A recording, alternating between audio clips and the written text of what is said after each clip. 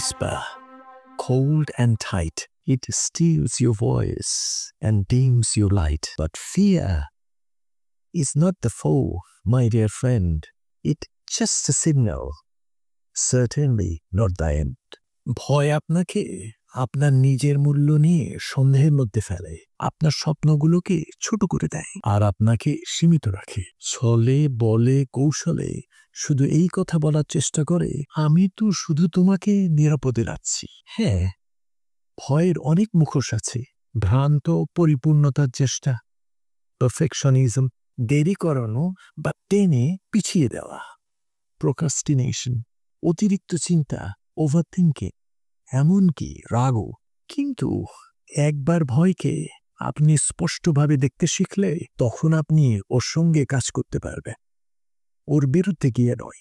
আপনাকে ভয়হীন হতে হবে না, আপনাকে শুধু এটা করতে হবে, ভয়কে আর ড্রাইভিং সিটে বসতে দেওয়া যাবে না। নিজেকে প্রশ্ন করুন, ভয় আসলে কি? কেন এটা এসে দাঁড়ায় যখন আপনি একদম চান না? আর কিভাবে এটাকে আপনি সামলাতে পারেন? সচেতনতা, সাহস আর স্পষ্টতা দিয়ে। কারণ যে জীবনটা আপনি চান তা আপনার জন্য অপেক্ষা করছে ভয়ের ওপারে। চলুন সেই জীবনের দিকে এগিয়ে যাই একসাথে।